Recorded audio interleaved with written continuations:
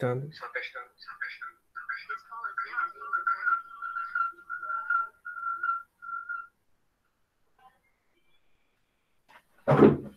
Só testando o áudio.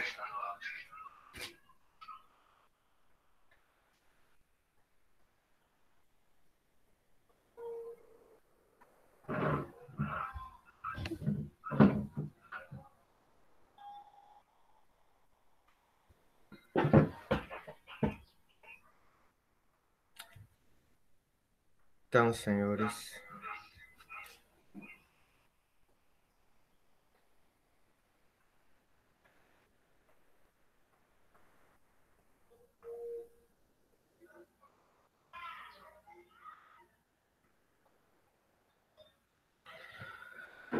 vamos lá para a aula de hoje. Boa noite, senhores. A aula de hoje, só conferir aqui, gravando.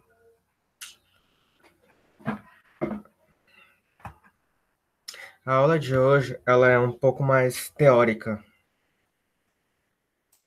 do que a última aula, tá? Notação científica era só uma pequena introdução matemática, né, do que a gente vai olhar ao longo do curso. Hoje a gente inicia, propriamente dito, a disciplina de metrologia, né? Nesse módulo nosso aqui de medições, né? Segundo o livro que a gente vai estudar, aquele livro de metrologia dimensional, o primeiro capítulo ele refere-se a medidas e metrologia, né? A gente vai estudar um breve histórico de como iniciou a metrologia, do porquê, né, estudar metrologia, por que a gente mede, por que de algumas aplicações também, né, a nível histórico, certo? Então vamos lá, vamos falar de história um pouquinho, entender desde quando que surgiu e tudo mais. Vamos lá, até o século XVIII não havia uma medição de consenso. O que isso quer dizer? Não havia um padrão de medição, né? Não havia um padrão mundial. Até o século XVIII não existia. O que se media aqui no Brasil era totalmente diferente do que se media na Europa e tudo mais. Como que eram os sistemas existentes? Eles eram baseados no corpo humano, né? Variavam constantemente de um lugar para o outro, dependiam das atividades e dos produtos a serem medidos, né? Essas medidas, elas fatalmente iriam variar. Por quê? Porque elas eram baseadas no corpo humano de alguém. Normalmente eram baseadas no corpo humano do rei, ou do imperador, ou de alguma pessoa importante, né? Aqui nesses desenhos nós temos a polegada, e a polegada varia de uma pessoa para outra, o palmo, o pé, enfim. Então, um sistema de medidas desse tão frágil, né, tão defasado, ele facilitava as fraudes nas transações comerciais e sociais, emperrava o comércio internacional. Deixa eu ver como é que a gente faz aqui. E o desenvolvimento científico.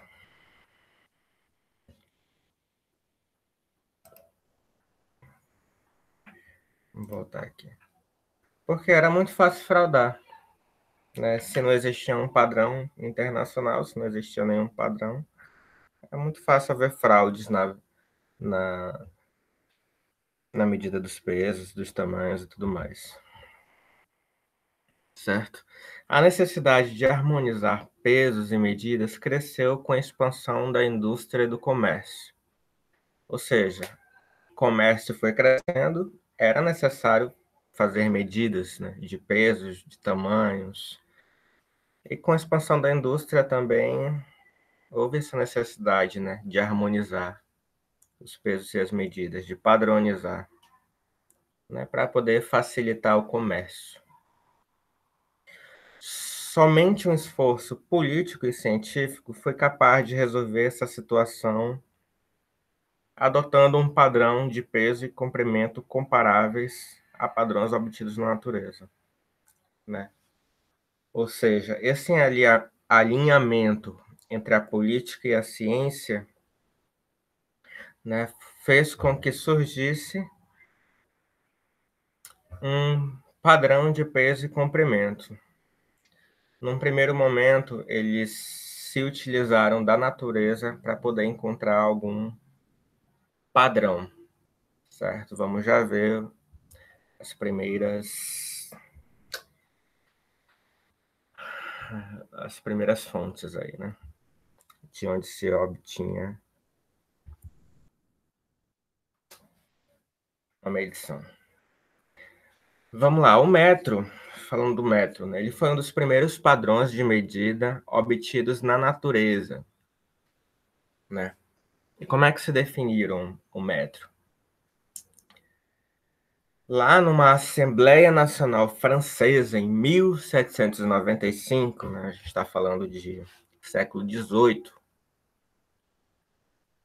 por um decreto foi definido o metro como sendo igual a 1/10 de milionésimo, né?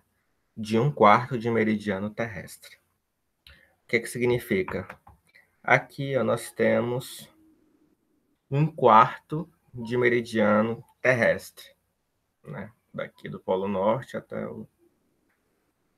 aqui no Equador. Então, 1/10 de milionésimo dessa distância aqui era igual a 1 metro. Ah, mas como é que eles faziam para encontrar essa medida? Né? Fisicamente, o que eles fizeram? Eles mediram a distância entre duas cidades, né? Dunkerque e Barcelona. Né? E dessa forma, eles calcularam o comprimento do quarto de meridiano. Enfim, os detalhes meio difícil até imaginar, né? E falando de quilograma, como era que eles definiram primeiramente o quilograma? Como um peso de um determinado volume de água, né? Eles pegaram o peso de 1 litro de água, de um volume de água, né, de 1 litro, esse volume ele era determinado, era sempre esse volume. E o peso dele eles definiram como sendo que 1 quilograma. Então, o sistema métrico decimal foi introduzido na França em 7 de abril de 1795, século XVIII, né? Pela Lei sobre os Pesos e Medidas. Então, o primeiro esboço de padronização internacional de unidade de medida e peso, ele ocorreu na França no século XVIII, né? Essa lei aí que foi introduzida causou uma grande mudança no comportamento das pessoas. Por quê? Porque facilmente se calculavam áreas e volumes. E o uso de múltiplos e submúltiplos era um deslocamento simples da vírgula, né? Ou seja, foi definido 1 quilograma né? E a partir do quilograma se faziam vendas em outras unidades também, né? 2 quilogramas, 3 quilogramas, 4 quilogramas, 4,5 kg, 10, enfim. Nesse período aí começou a haver a padronização de sistema de peso e medida, né? Iniciando-se na França. Então, os primeiros padrões do metro e do quilograma, contra os quais todas as cópias futuras deveriam ser comparadas, ou seja, nos outros países, em outras localidades, iriam copiar passar a copiar esses padrões de metro e quilograma da França, né? República Francesa, naquele tempo, era potência. Em 1799, dedicados a todos os tempos e a todos os homens. Né? O sistema métrico, como foi concebido, tornou-se rapidamente popular nos países fora da França. Ou seja, todos esses países aqui passaram a copiar esse sistema de medida e peso adotado na França. Né? A Holanda começou a adotar em 1816, Espanha em 1849, os países aqui da América Latina 1860, Estados Unidos 1866, Canadá e Alemanha. E por aí vai, certo? Uma dificuldade naquele tempo era a dependência dos países das cópias dos padrões originais, certo? Ou seja, os outros países, eles eram dependentes desses padrões originais, certo? Claro, eles precisavam seguir. Então foi fundado o Bureau Internacional de Pesos e Medidas, o BIPM, conforme tratado diplomático conhecido como Convenção do Metro, no dia 20 de maio de 1875. Essa data foi tão importante naquele tempo que nesta data passou a ser comemorado o Dia Mundial da Metrologia, em 20 de maio, justamente porque em 20 de maio de 1875 foi fundado o tratado diplomático conhecido como a Convenção do Metro.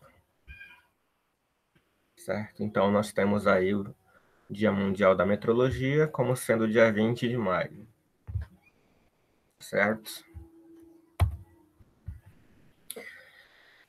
Agora vamos falar de história aqui no Brasil. Olha, nesse período, vamos lá, do século XVIII, 1862, a lei imperial já adotava no Brasil o sistema métrico decimal, né, conforme aquela lá da França. E em 1973, olha só, recente, foi criado no Brasil o Instituto Nacional de Metrologia, Normalização e Qualidade Industrial, o nosso Inmetro, né? Hoje ele é chamado de Instituto Nacional de Metrologia, Qualidade e Tecnologia. Quais são os objetivos do Inmetro hoje? O Inmetro tem como objetivo criar uma infraestrutura básica de serviços tecnológicos, podendo avaliar e certificar a qualidade de produtos, processos e serviços aqui no Brasil.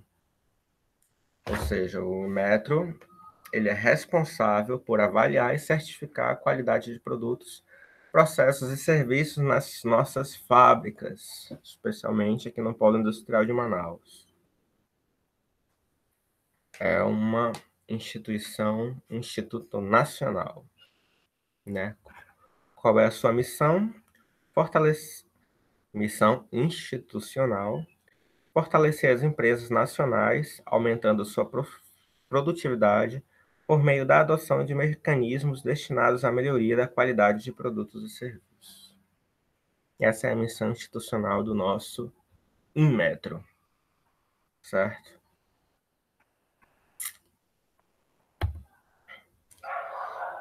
Por que medir? Aqui o livro ele nos fala de 3 razões pelas quais nós necessitamos medir.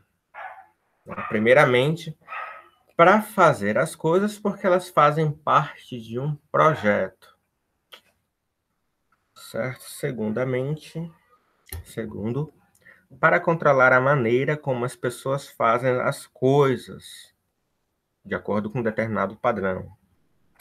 E terceiro, pois necessitamos de medidas para descrição científica para registros, estudos e pesquisas, tudo mais. Vamos discorrer um pouquinho sobre cada um deles. Medidas para fazer as coisas. Vamos lá. Desde o início da era industrial, buscou-se uma maneira de melhorar a produção, né? No início da era industrial, tudo era feito de forma artesanal, né? Então, muitas melhorias foram obtidas, inclusive com o desenvolvimento e emprego de máquinas a vapor. Ou seja, tudo era feito sem padrão nenhum, era feito totalmente de maneira artesanal. E o que aconteceu com a vinda das máquinas a vapor? Elas impulsionaram a indústria e propiciaram inovações tecnológicas, como a ideia de tolerância, por exemplo. A máquina a vapor, com cilindro de diâmetro 144,78 centímetros, tinha uma tolerância de 1,59 milímetros naquele tempo. Essa tolerância numa indústria automobilística hoje é inaceitável.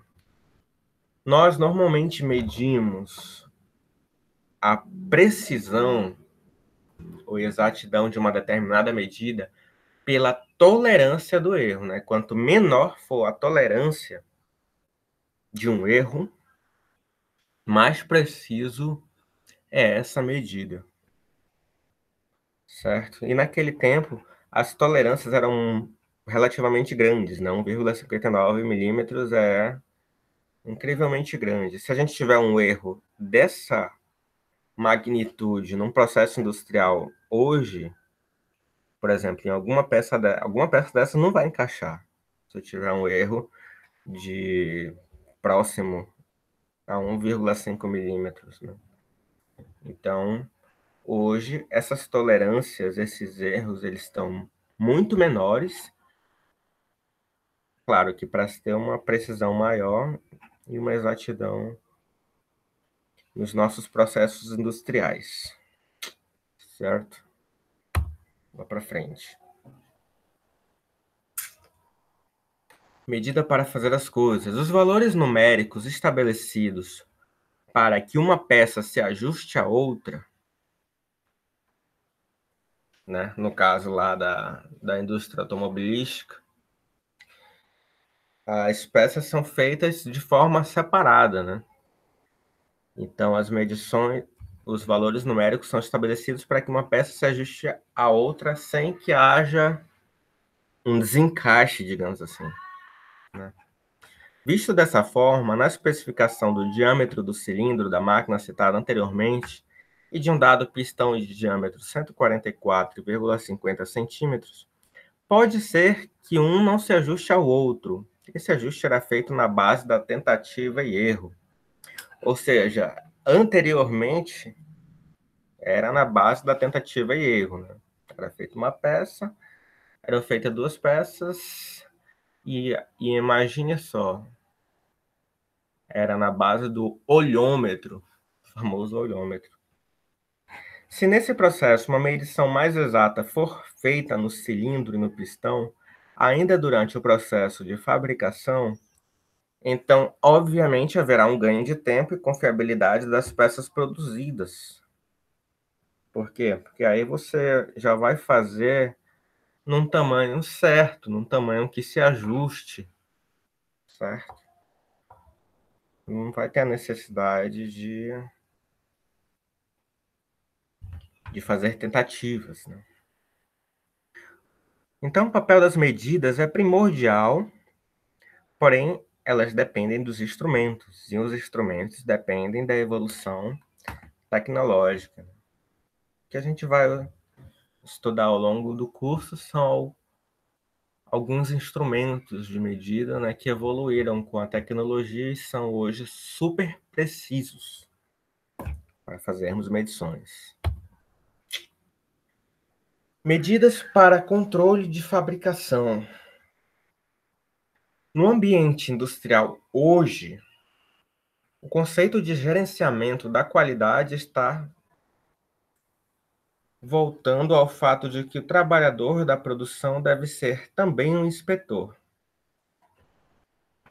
né? Muito dos ambientes de trabalho, eu diria a maioria deles, não se restringem a 4 paredes, ou seja, um produto pode ter partes fabricadas em países diferentes, propiciando uma troca de informações e um refinamento da linguagem de medições.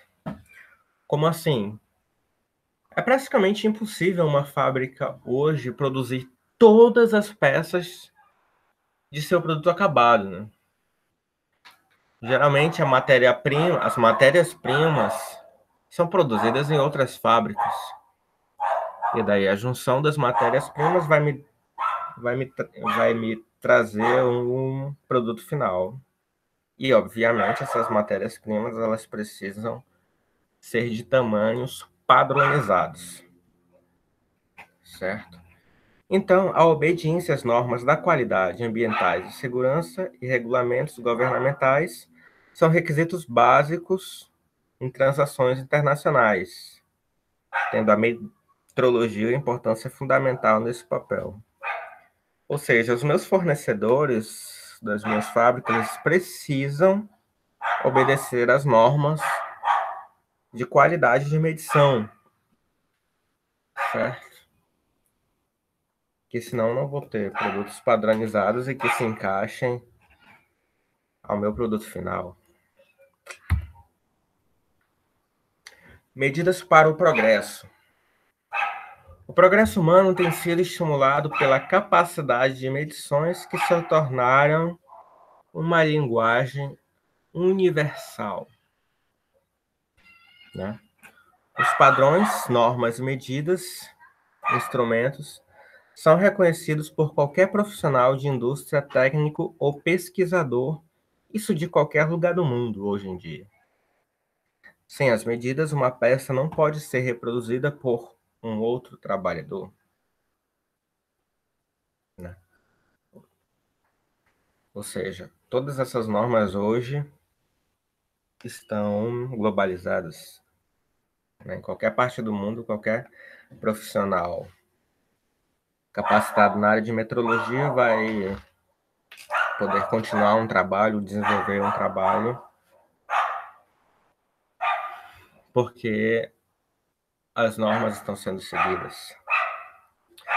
Os instrumentos de medida para o controle da qualidade atingiram um nível de exatidão e facilidade de uso como nunca antes. Hoje está tudo globalizado e desenvolvido de forma que em todo lugar do mundo está sendo seguida uma mesma linha de normas de medição, certo? Aqui nós temos algumas ações e aplicações das medidas, né? Aqui ele fala de 3 ações de medição: a medição por coordenada, uma medição diferencial e a medição por métodos ópticos. Vamos ver cada uma delas. Medição por coordenadas é uma técnica para inspeção de dimensões de todas as partes especificadas de uma peça, a partir das coordenadas x, y, z. Ou seja, eu tenho aqui as coordenadas x, y e z, né, nas 3 dimensões. E essa medição por coordenadas é uma técnica que se utiliza dessas 3 medições, né, x, y, z, para nós termos a medição final. É uma técnica. Medição diferencial, ela é uma técnica que se utiliza da comparação da peça com um padrão, que pode ser uma outra peça, um gabarito, um bloco padrão, um jig e etc. Certo? Então, medição por coordenada, usa as coordenadas x, y, z. Medição diferencial, eu tenho um padrão, ou uma outra peça que me serve de referência. Certo? Os métodos ópticos, eles são como microscópios aquelas máquinas que fazem inspeção em 3D, né? Elas tiram fotos e tudo mais, e elas se utilizam de câmeras que não tocam na peça. Então, elas realizam medições por comparações, né?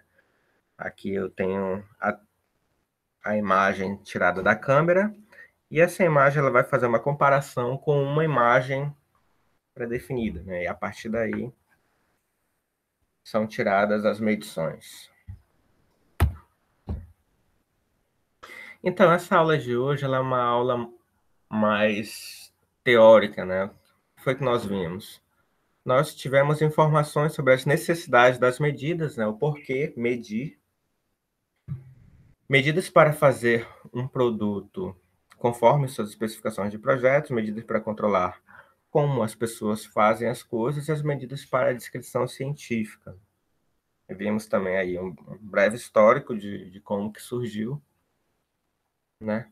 E alguns conceitos, né? Metrologia é uma linguagem falada e escrita, entendida por todo mundo, né? Nós vemos lá que surgiu na França, lá no século XVIII, e a partir de então o mundo passou a ser dependente dessas padronizações, né?